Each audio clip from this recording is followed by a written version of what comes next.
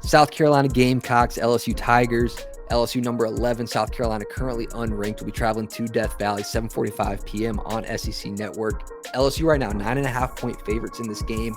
Both teams coming off of a much-needed bye. Things aren't going the way that they want them to go offensively. They're trying to figure out their offensive identity. Brian Kelly's sick of hearing about it, sick of getting asked questions. I think he's going to make some changes here.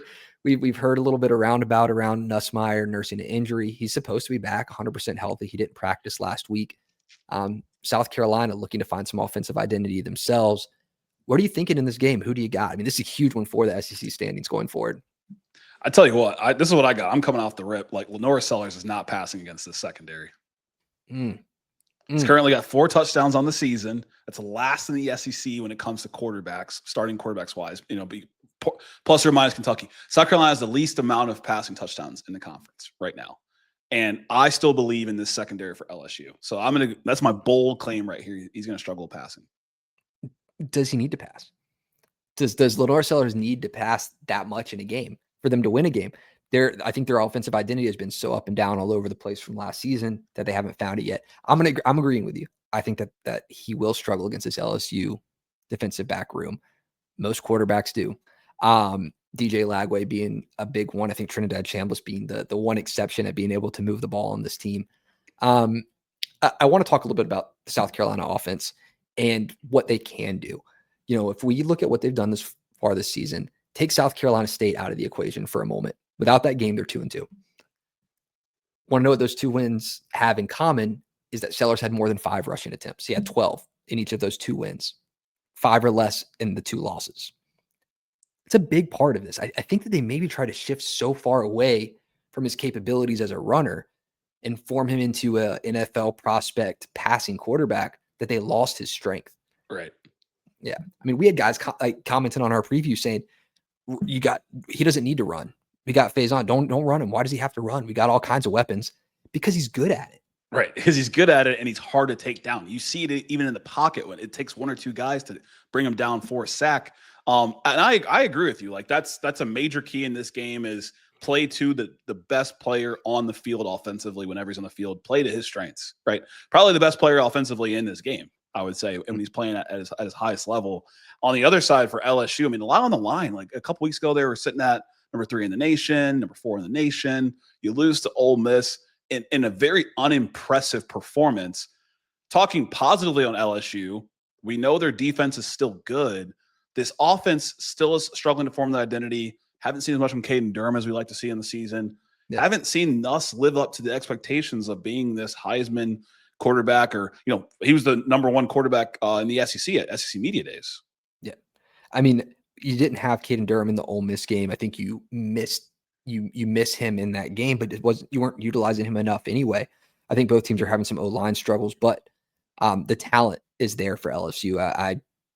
I will speak to that. The talent, if the receivers are healthy and they're good to go, the running backs are there, the O-line is there.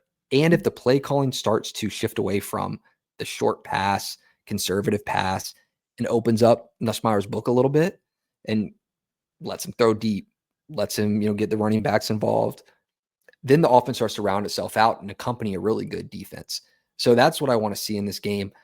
South Carolina has been able to be run on. I mean, they've played some really, really good running teams. Yeah, you played Ahmad Hardy in Missouri. They played Ahmad Hardy. So, the stats are skewed a little bit. But I don't think it would be far-fetched to see this be a breakout game on the ground for LSU. Yeah, I mean, this game was an interesting one last year, right? Some people thought there were some controversial calls. The defense was involved. Lenore Sellers didn't play the full game, and LSU was able to win it. This game, Sellers fully healthy, coming off of a bye, right? It's going to be an interesting one, and it's in Death Valley this year. It's not in Columbia.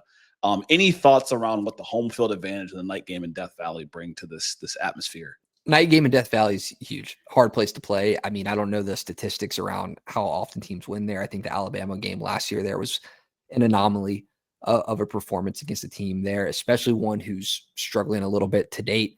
To South Carolina's benefit, or not benefit, but to their motivation in this game. I mean, they're a do or die right now. I mean, they're down 2 games and they're not in a position to play conservatively. After this, they have Alabama, Oklahoma, A&M. The defenses don't get easier that they're playing against. The bag needs to start to get emptied. They lose this game, they find themselves really on the outside looking in, where even a win out doesn't necessarily put them in a position to make the playoffs. So I think that they're going to come into this game hot. Like I mentioned, both teams off bye. That plays a lot into it. I think it's going to be, a medium scoring game. But yeah, I mean, I like LSU defensively to apply pressure. Yeah, I agree with you. Right, both teams, more so South Carolina, are in a position where they have to win. A lot of teams kind of bubbled up at the top of the conference right now with 1 loss or no losses. With coming in with 2 losses, total, not just their in conference losses. South Carolina needs this. They really need it. I think Sellers is able to bounce back. I expect him to play better in this game. I'm still standing on the passing struggles. I do expect that to be a struggle in this game, and I want, if anyone feels otherwise, put it in the comments. But I'm more so curious what LSU does. Do we get a Michael Van Buren appearance? Is Nussmeier really go off? I'm favoring LSU in this game. I'm going to say 21-13. It's going to be pretty close. I had 27-13 in this one. I got them, 2 score favorites on the line. I got them 2 score favorites winning here by 14. Hovering around that over under. Vegas expects it to be low scoring. I think this is an interesting game. I think it's getting overshadowed by a pretty heavy SEC slate this week. But this is important going forward. I mean, LSU, for being the number 11 team in the country, they really haven't been talked about enough. I think it's been a lack of excitement around the offense that they look to remedy this week. So we'll see what happens. Yeah, we'll definitely see, and then they'll have Vanderbilt and then Texas A&M in a couple weeks, and that was an exciting game a couple years or last year for LSU and for Texas A&M. For South Carolina, when we look at their schedule going forward, they got Oklahoma next, then Alabama, then Ole Miss. So they need this one. This is a murder's row stretch coming up here. Yeah, you don't want to find yourself 3 loss before mid-October. LSU fans, South Carolina fans, let us know what your prediction is in this game. Is there anything that you're looking to see from your team? Would love to hear it. If you're following these teams super closely all season, I'm Hunter Ziesman, joined here by Randall Ledet Jr. We appreciate you watching. Hit that subscribe button, like button. We look forward to seeing you in our future videos. Get in the comments. Let us know what's going on. We'll catch you in the next one.